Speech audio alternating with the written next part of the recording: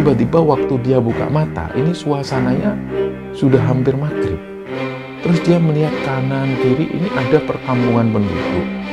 Dan di situ warganya ini tampilannya itu aneh-aneh. Banyak sekali kejadian-kejadian warga yang kesurupan. Dan ada orang yang bisa memasuki dimensi tersebut. Mereka bilang bahwa ini adalah perkampungan jin.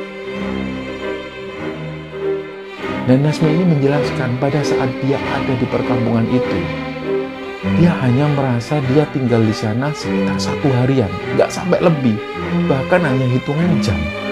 Tapi kenapa ketika dia kembali ke sana, dia ternyata sudah hilang dari rumah sekitar seminggu lebih.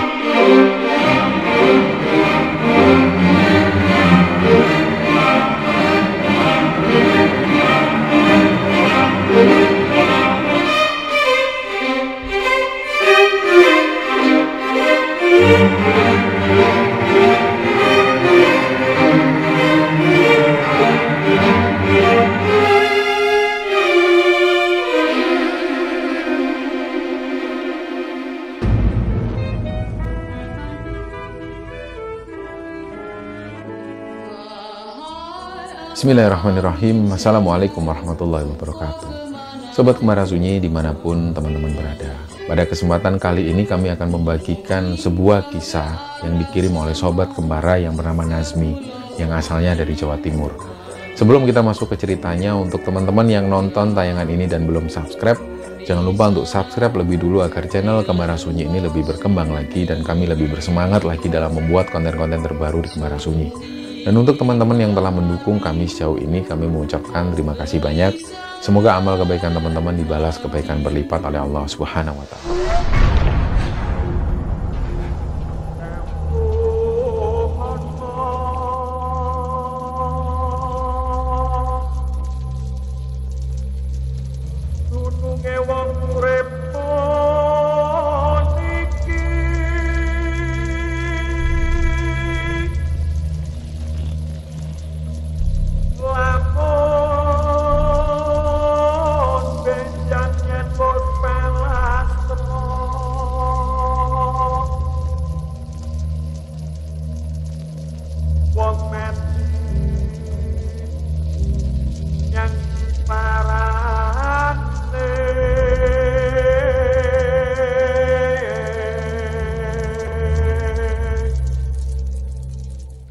Cerita di episode kali ini teman-teman, cerita ini dibagikan oleh Sobat Kembara, namanya Nasmitul Arifin, panggilannya Nasmi.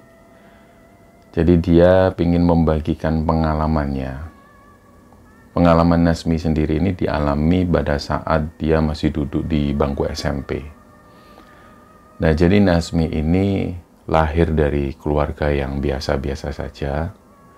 Dia adalah anak tunggal, dan waktu itu kalau nggak salah di sekitar Nasmi ini masih duduk di bangku SD. Orang tuanya ini bercerai. Waktu itu tapi Nasmi nggak tahu kalau orang tuanya ini bercerai. Yang jelas tiba-tiba bapaknya itu sudah nggak ada di rumah. Nah, sekitar 1 tahun kemudian Nasmi dititipkan di rumah neneknya yang ada di desa di daerah Blitar, Jawa Timur.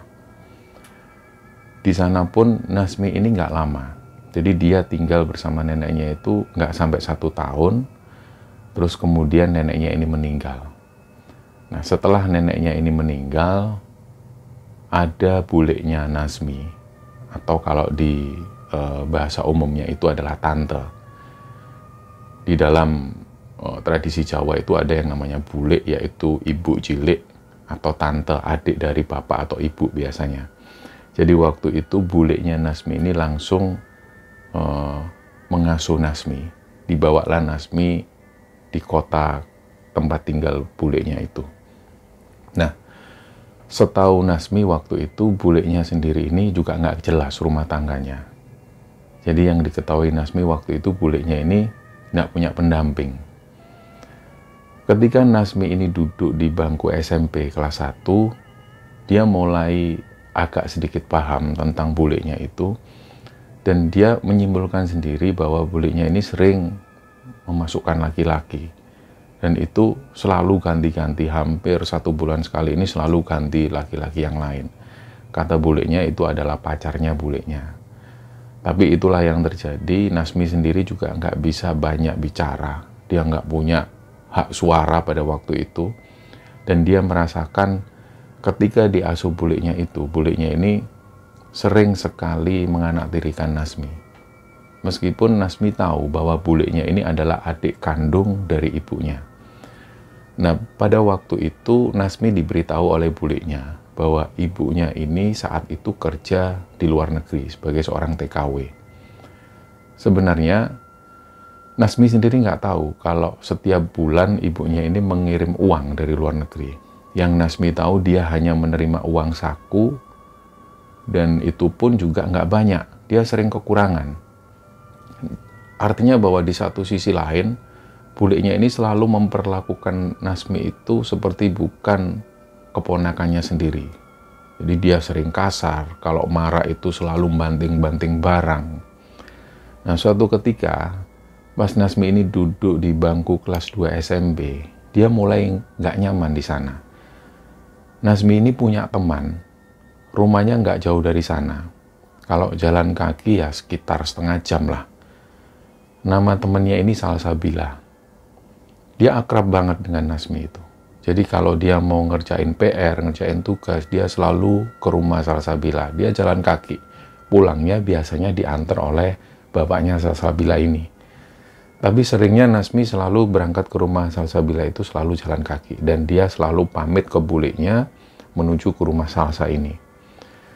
Karena mungkin saking akrabnya Nasmi dengan Salsa, dia sering nginep di sana dan berangkat sekolah selalu dari rumahnya Salsa ini.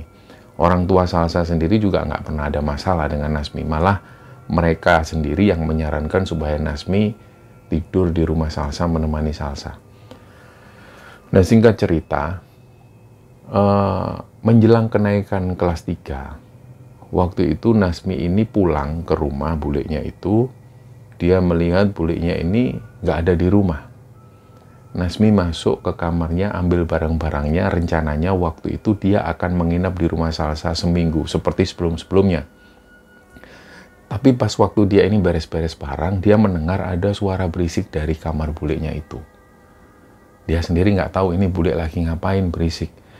Dia pun beres-beres, setelah itu semua barang dimasukkan tas. Dia maunya pamit ke bulenya. Dia ketuklah pintu kamar bulenya itu. Bule, Nasmi mau pamit ya, mau ke rumah Salsa.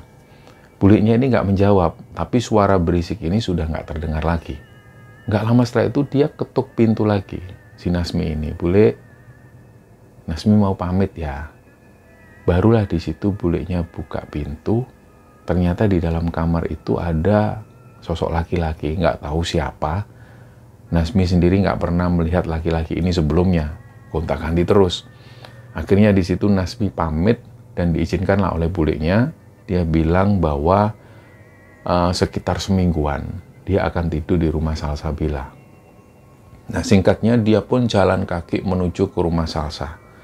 Tapi waktu itu memang Nasmi ini sudah punya rencana lain. Dia nggak akan menuju ke rumah Salsa. Dia intinya waktu itu si Nasmi ini kesel. Dia jengkel dengan keadaan lingkungan di sekitarnya. Dia jengkel dengan bulenya. Dia juga merasa bosan dengan sekolahnya yang selalu banyak sekali tugas. Jadi memang rencananya malam itu dia berkemas-kemas, dia ambil barang, dia nggak menuju ke rumah Salsa, nggak tahu kemana. Pokoknya dia jalan terus. Setelah itu ternyata ketika mendekati rumah Salsa, kebetulan Salsa ini lagi keluar sama bapaknya membeli sesuatu, membeli makanan lah kira-kira seperti itu. Disapalah si Nasmi ini oleh Salsa. Nasmi, ayo. Oh iya. Nah waktu itu Nasmi ini kaget.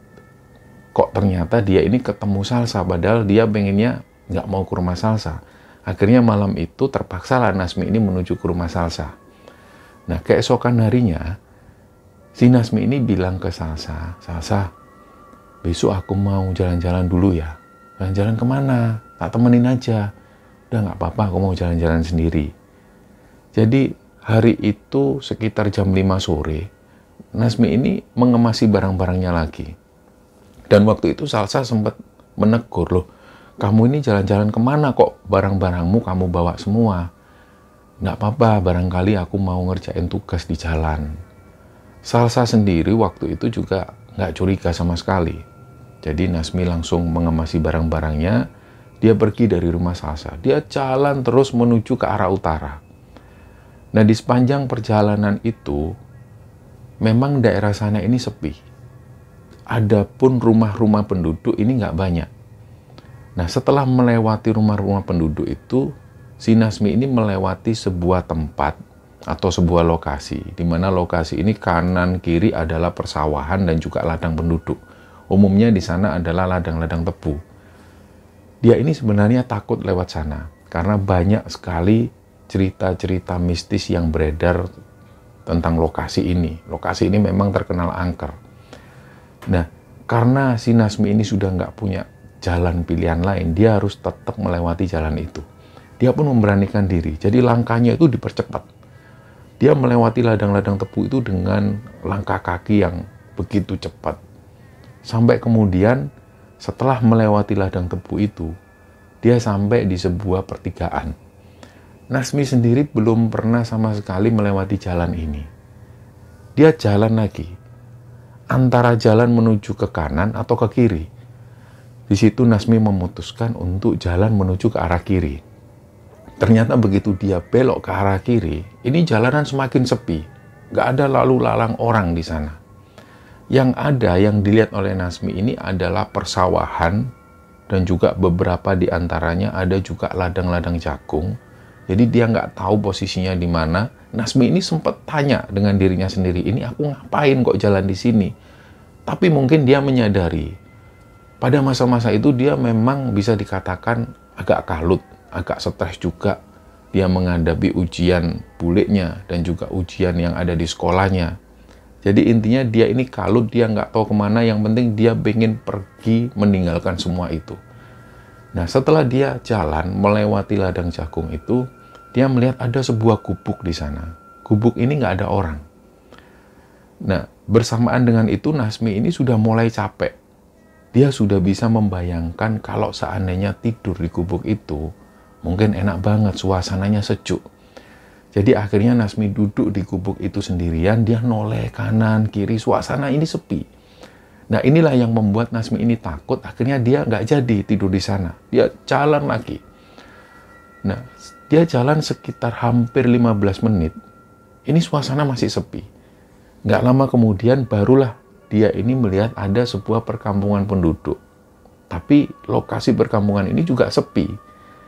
Nggak lama berselang dia melihat ada sebuah masjid. Masjid ini ukurannya nggak terlalu besar.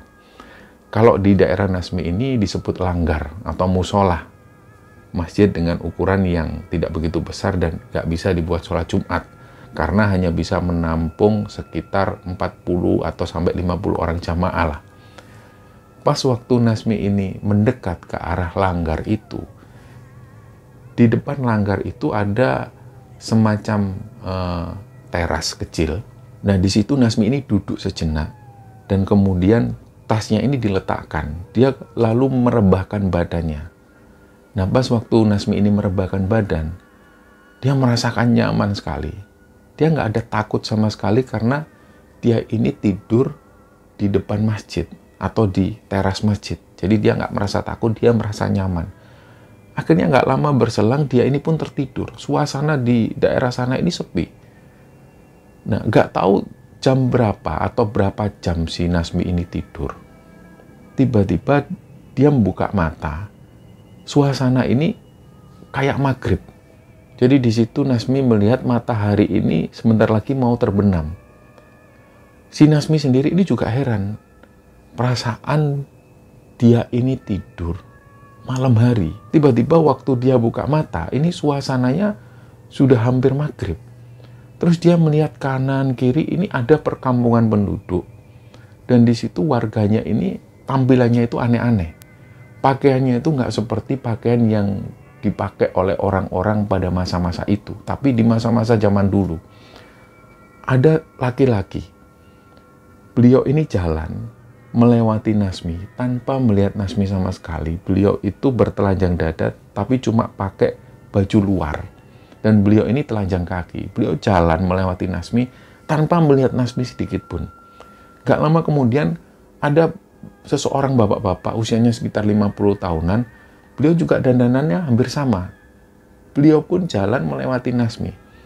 Nah, gak lama setelah itu datanglah seorang nenek-nenek. Dan begitu si nenek-nenek ini datang mendekati Nasmi, Nasmi melihat raut wajah nenek-nenek ini.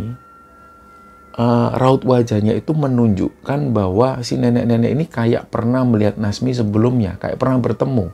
Jadi si nenek-nenek ini jalan dengan terkopo-kopo, langsung megang tangannya Nasmi, dan si nenek ini langsung ngajak Nasmi pergi. Ayo nduk, pergi nduk. Nah, si Nasmi ini karena dia nggak tahu dia ada di mana, dia juga waktu itu lapar banget, dibawalah si Nasmi ini. Jalan sekitar 200 meteran, di situ ada rumah. Masuklah Nasmi menuju ke sana, di situ ada seorang bapak-bapak. Nah, si bapak-bapak ini, dia nggak berkumis tapi berjenggot. Jenggotnya itu panjang banget. Dan panjangnya itu nggak wajar. Panjangnya itu sampai di area hampir perut. Jadi panjang banget. Dan si bapak-bapak ini nggak ngomong apapun, tapi hanya mengisyaratkan dengan bahasa tubuhnya. Kira-kira waktu itu sosok bapak-bapak ini atau sosok kakek-kakek ini menggerakkan tubuhnya ke arah sosok nenek-nenek ini, kira-kira seperti ini. Jadi seolah-olah si kakek ini menyuruh pergi. Entah menyuruh nenek ini pergi atau menyuruh si Nasmi ini pergi. Karena sosok kakek ini nggak ngomong apapun, dia hanya menggerakkan bagian tubuhnya seperti itu, kayak ngusir lah istilahnya. Si Nasmi sendiri bingung, tapi nenek-nenek ini tetap narik tangannya Nasmi. Diajaklah Nasmi ini duduk di sebuah tempat.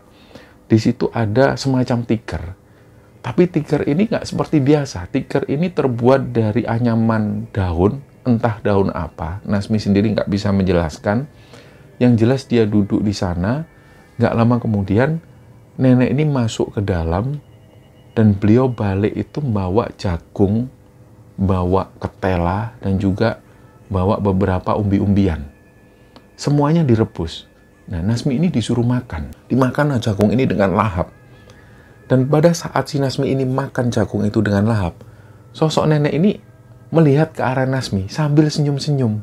Gak lama kemudian nenek ini mendekat ke arah Nasmi. Jadi Nasmi pas waktu lagi makan jagung, si nenek ini ngelus-ngelus kepalanya Nasmi sambil ngelus-ngelus rambutnya. Rambutnya Nasmi ini dimainkan tanpa beliau ini ngomong apapun. Dan waktu itu karena Nasmi ini lapar, dia makan. Dia mengabaikan sosok nenek-nenek ini. Setelah Nasmi ini makan jagung, dia ambillah ubi rebus. Dia makan, dia habiskan. Setelah itu sosok kakek ini keluar lagi. Begitu si sosok kakek ini keluar lagi, beliau sekali lagi nunjuk tangan ke arah Nasmi dan juga ke arah nenek-nenek ini. Dan beliau itu tangannya mengarah ke arah pintu. Intinya sekali lagi entah Nasmi, entah nenek ini yang disuruh keluar atau disuruh pergi dari sana. Nah, Nasmi ini cuma diem. Karena dia ini nggak tahu dia ada di mana. Jadi Nasmi sempat menghentikan makannya itu. Dia berhenti sejenak. Dia melihat ke arah sosok kakek-kakek ini. Setelah itu kakek-kakek ini pun pergi. Tapi si nenek-nenek ini tetap membiarkan Nasmi makan. Bahkan waktu itu nenek ini masuk lagi ke dalam, beliau ambil lagi jagung rebus. Dan beliau ambilkan minum untuk Nasmi. Setelah Nasmi makan, minum, kemudian Nasmi ini barulah dia tanya, "Nek, ini saya di kampung mana? Saya waktu itu tidur di halaman masjid. Kok tiba-tiba saya sudah ada di kampung ini? Siapa yang bawa saya ke sini? Ini kampung apa namanya, Nek?" Lah si nenek-nenek ini cuma bilang, "Sudah, kamu aman di sini. Sudahlah, pokoknya kamu percaya sama nenek." Begitu si nenek ngomong seperti ini, sosok kakek-kakek ini masuk lagi. Terus dia ini mukul pundak si nenek tersebut. "Wes, mulino areki, mulino areki, tadi masalah." Si kakek-kakek ini ngomong seperti itu dan Nasmi ini dengar. Beliau ngomong dengan bahasa Jawa yang artinya bahwa si nenek ini disuruh dengan segera untuk memulangkan Nasmi. Karena nantinya akan jadi masalah. Nah, Nasmi sendiri sadar diri akhirnya bahwa dia tidak diinginkan di sana. Akhirnya Nasmi bilang, sudah Nek, aku mau pulang, Nasmi mau pulang. Makasih makanannya Nek. Terus dia ini nyari tasnya loh, tasnya ini di mana? Secara langsung dia tanya ke nenek-nenek ini, Nek, tas yang dibawa Nasmi itu di mana ya? Oh ada, nenek simpen. Terus ketika Nasmi ini mau pergi, nenek-nenek ini menghalang-halangi. Kamu di sini aja aman, sudah kamu di sini jangan keluar. Tapi lagi-lagi kakek-kakek ini keluar dari dalam dan sekali lagi si kakek-kakek ini menepuk pundak si nenek tersebut sambil ngomong. Apa yang diomongkan masih sama. Wes ayo mulino arek iki. Pulangkan anak ini, pulangkan. Nanti jadi masalah kita yang repot. Akhirnya si nenek-nenek ini pun memandang ke arah kakek-kakek itu dengan pandangan yang memohon. Artinya si nenek ini masih menginginkan Nasmi ada di sana. Sedangkan si kakek-kakek ini menginginkan Nasmi untuk pergi karena Nasmi akan jadi masalah. Nah setelah perbincangan itu, Nasmi ini diam, dia sendiri nggak tahu apa-apa. Akhirnya karena didesak seperti itu terus, si nenek ini ngajak Nasmi masuk ke kamarnya. Kamar beliau itu, kamarnya ini hanya terbuat dari anyaman bambu. Dan di bawah itu nggak ada alas apapun kecuali tanah. Tanah ini pun nggak rata, masih ada batu-batunya. Nasmi disuruh merebahkan badannya di sana. Tentu waktu itu Nasmi ini nggak mau, karena dia nggak bisa merebahkan badan di tanah, apalagi tanahnya ini nggak rata. Jadi akhirnya Nasmi disuruh tidur di pangkuan nenek itu, sambil si nenek ini nggak ngomong apapun. Nggak lama setelah itu, sosok kakek ini datang lagi. Dan akhirnya narik tangan si nenek-nenek ini, nggak tahu apa yang dibicarakan oleh sosok kakek ini dengan sosok nenek-nenek ini. Yang jelas, Nasmi itu hanya mendengar suaranya samar-samar. Setelah itu barulah Nasmi ini ditarik oleh sosok kakek ini. Tangannya ditarik dan disuruh keluar. Setelah dia ini keluar dari pintu rumah, sosok kakek ini bilang ke Nasmi, Nduk, koi mulio ya Nduk, kamu pulang ya. Mbah ini nggak mau ada masalah di sini, sudah kamu pulang. Akhirnya Nasmi pun disuruh keluar dari rumah itu. Nasmi jalan. Dia jalan melihat suasana di perkampungan itu. Suasananya ini masih menjelang maghrib. Suasananya nggak berubah. Padahal Nasmi sudah ada di rumah itu kira-kira hampir beberapa jam. Dan dia sempat makan, sempat berbincang dengan nenek-nenek itu. Tapi suasana di kampung ini masih menjelang maghrib. Jadi suasananya terus seperti itu. Nah yang dilakukan Nasmi ini dia bingung, dia mau kemana. Dia jalan ke ujung kampung. Di situ dia melihat ada sebuah ladang penduduk. Nah, di ladang-ladang itu, Nasmi melihat ada beberapa orang yang beraktivitas di sana. Yang jelas orang-orang ini tidak melakukan aktivitas seperti halnya di sawah atau di ladang. Mereka nggak ada yang mencangkul ladang, nggak ada yang melakukan aktivitas seperti menanam sesuatu. Mereka hanya jalan-jalan di seputar ladang itu. Ada yang jalan ke kanan, ada yang jalan ke kiri, dan ada yang menari-nari. Apa yang dilakukan mereka ini aneh. Nah setelah itu akhirnya Nasmi kembali lagi ke perkampungan tersebut. Di kampung ini semua pintunya itu tertutup rapat dan suasananya masih menjelang maghrib. Disinilah Nasmi merasa kok ada yang aneh dengan kampung ini. Yang pertama dirasakan Nasmi, orang-orang yang ada di sana ini baunya aneh, baunya nggak seperti biasa. Jadi menurut Nasmi, bau keringat mereka itu seperti bau sampah. Tapi Nasmi sendiri nggak berani mengungkapkan hal itu. Dia baru menyadari hal ini setelah dia keluar dari rumah nenek-nenek ini. Nah setelah dia melihat suasana perkampungan yang aneh seperti ini, dan dia menyimpulkan sendiri bahwa bau keringat mereka itu aneh, Nasmi sendiri akhirnya teriak-teriak, tolong pak, tolong saya pak. Dan di situ nggak ada satupun warga yang keluar. Akhirnya Nasmi balik lagi ke arah ladang karena dia tahu terakhir kalinya dia ada di ladang, dia masih bisa melihat ada orang yang beraktivitas di sana.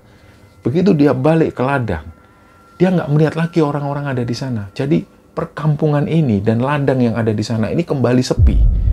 Disitulah Nasmi ini bingung, sampai pada akhirnya dia jalan lagi. Dia melewati ladang itu. Dan jalannya ini seperti labirin. Ketika Nasmi ini jalan belok kanan, dia belok ke arah kiri, dia kembali lagi ke arah perkampungan itu. Dan kampung ini masih sepi. Akhirnya Nasmi balik lagi ke arah ladang itu, dia melewati jalan setapak, dan dia terjebak lagi, kembali lagi ke arah kampung itu. Sampai pada akhirnya disinilah Lasmi itu capek. Dia benar-benar kecapean. Dia merasa dia sudah berjalan menyusuri jalan setapak yang ada di ladang itu berjam-jam. Sampai-sampai dia ini capek. Tapi anehnya suasana di kampung itu masih menjelang maghrib. Jadi masih terlihat matahari yang baru turun. Disinilah Nasmi itu melihat di rumah penduduk itu ada sebuah tikar. Tikar yang tadinya dilihat di rumah nenek-nenek tersebut. Tikar ini terbuat dari daun yang entah anyaman daun ini terbuat dari apa. Dia mendekat ke arah tikar itu dan kemudian Nasmi ini merebahkan badan karena dia capek. Dan gak lama kemudian Nasmi ini pun tertidur. Dan pas waktu Nasmi ini tidur, dia gak merasakan apapun. Dia juga gak mimpi. Tiba-tiba dia kebangun karena dia mendengar ada suara orang yang berisik. Nasmi pun buka mata, ternyata sudah ada yang membangunkan Nasmi waktu itu. Jadi pas waktu Nasmi ini buka mata, di situ dia melihat ada 3 orang bapak-bapak. Dan dia ini sudah ada di sebuah ruangan kecil. Nasmi waktu itu bangun dengan heran. Di sebelah kiri ada tumpukan-tumpukan kain yang nggak tahu kain ini apa. Dia bingung. Terus akhirnya Nasmi ini tanya, "Loh, saya di mana?" Si bapak-bapak ini malah nanya, "Kamu kok bisa masuk sini? Gimana ceritanya? Ayo mbak, keluar dulu mbak. Keluar dulu mbak." Terus Nasmi ini menuruni tangga. Barulah si Nasmi ini sadar ternyata dia ini ada di sebuah langgar atau masjid kecil. Dan ketika Nasmi ini keluar, di situ sudah ada banyak sekali warga kampung yang berdatangan. Semuanya ini menanyai Nasmi, "Kamu ini anak siapa, Nduk? Kamu kok tiba-tiba ada di sini? Sudah berapa lama kamu di atas?" Semua orang-orang ini tanya, terutama ibu-ibu. Akhirnya Nasmi pun didudukkan di sana, dia dikasih minum, barulah ditanyai dengan serius. Yang tanya waktu itu adalah seorang bapak-bapak, "Kamu ini di sini sama siapa? Kok tiba-tiba kamu sudah ada di atas, gimana ceritanya?" Nasmi pun menjelaskan dari awal, dia ini jalan kaki dan dia kecapean. Menurut Nasmi, dia ini tidur di teras masjid atau di teras langgar ini. Nah, tiba-tiba dia ada di sebuah perkampungan yang nggak tahu perkampungan ini perkampungan apa. Nah, menurut versi warga, di langgar ini ada tempat penyimpanan seperti penyimpanan Al-Quran yang sudah rusak. Ada juga penyimpanan seperti perlengkapan jenazah. Ini diletakkan di sebuah ruangan. Ruangan ini hanya berdiri sendiri di sana. Dan untuk menuju ke sana ada akses tangga kecil. Nah, di sini, di ruangan ini jarang sekali dibuka kecuali ada urusan-urusan seperti adanya orang meninggal atau mungkin ada acara pengajian. Karena semua kitab-kitab atau beberapa bacaan-bacaan seperti maulid ini diletakkan di sana. Dan pada waktu itu kebetulan malamnya mau ada acara pengajian. Ada acara ibu-ibu yang membacakan maulid. Nah, tugas bapak-bapak yang ada di sana ini mengambil kitab-kitab yang ada di sana. Jadi beliau ini membuka gembok ruangan tersebut. Nah, begitu pintu ini berhasil dibuka, beliau kaget karena ternyata ada seorang perempuan di sana. Dan ketika melihat perempuan ini tertidur di sana, otomatis si bapak-bapak ini langsung turun teriak-teriak. Karena beliau merasa janggal. Ruangan ini selalu dalam keadaan tertutup dan beliau yang megang kunci. Kenapa tiba-tiba ada sosok perempuan ini yang tidak lain adalah Nasmi? Dari situlah beliau memanggil beberapa tetangga dan akhirnya Nasmi ini dibangunkan. Berita ini secara langsung menyebar ke beberapa warga penduduk dan warga penduduk langsung datang ke langgar tersebut. Disinilah warga menceritakan versi mereka bahwa Nasmi ini sebenarnya ada di dalam ruangan tersebut. Nasmi sendiri ini menjelaskan dia hanya tidur di teras langgar. Dia nggak merasa bahwa dia sampai masuk ke dalam langgar karena langgar ini dalam keadaan terkunci. Inilah yang membuat warga itu heran. Pada akhirnya warga pun menyadari mungkin Nasmi ini sengaja dipindahkan ke atas sana oleh jin penunggu masjid tersebut. Banyak warga yang percaya bahwa langgar ini sebenarnya adalah perkampungan jin. Nah, menurut beberapa orang tua dulu, sebelum langgar ini dibangun, dulunya di sini adalah perkampungan jin. Ada beberapa pohon waru dan juga pohon pete yang berdiri di sana sebelum langgar ini dibangun. Dan pada saat lahan ini dikosongkan, banyak sekali kejadian-kejadian warga yang kesurupan. Dan ada orang yang bisa memasuki dimensi tersebut, mereka bilang bahwa ini adalah perkampungan jin. Di sana ada sebuah perkampungan di mana banyak sekali rumah-rumah dan ladang-ladang yang dimiliki oleh bangsa jin. Dan setelah beberapa orang tua ini berdiskusi dengan beberapa penduduk bangsa jin tersebut, mereka pun setuju perkampungan ini akan didirikan sebuah langgar. Maka sejak saat itu, setelah langgar ini berhasil didirikan, perkampungan jin ini masih ada di sana. Dan besar kemungkinan Nasmi ini berhasil dibawa masuk ke alam jin. Berhasil dibawa masuk ke perkampungan jin itu. Dan warga mempercayai hal ini. Nah, pada akhirnya setelah Nasmi ini dijelaskan, dia pun diantarkan pulang ke rumah buliknya. Begitu sampai di rumah buliknya ini langsung marah-marah. Beliau ini langsung memarahi Nasmi. Buliknya bilang bahwa kamu ini kemana aja, kamu itu dicari Salsa, kamu katanya tidur di rumah Salsa. Si Nasmi ini bingung. Akhirnya warga yang mengantarkan Nasmi ini menjelaskan ke buliknya Nasmi, Bu, ini anak jenengan ini kami temukan di langgar. Langgar mana, Pak? Beliau warga-warga ini menjelaskan nama desanya. Tentu buliknya Nasmi ini kaget. Kok jauh sampai dari sana? Kamu ini ngapain kok sampai dari sana? Si Nasmi ini menjelaskan, ya bulik, Nasmi waktu itu jalan kaki. Nasmi nggak tahu mau kemana. Kamu itu ancanya dablek. Sudah bulik kasih tahu kalau mau kemana-mana itu kamu izin dulu. Kamu kan bilangnya mau ke rumah Salsa. Ternyata besoknya Salsa kesini sama bapaknya, katanya kamu itu pergi sendirian. Bulik ini sampai khawatir. Berapa hari kamu meninggalkan rumah ini? Nah, menurut kesaksian buliknya, si Nasmi ini keluar dari rumah itu pada saat dia pamit menuju ke rumah Salsa itu pada tanggal 5. Dan si Nasmi dipulangkan oleh warga ini pada tanggal 13.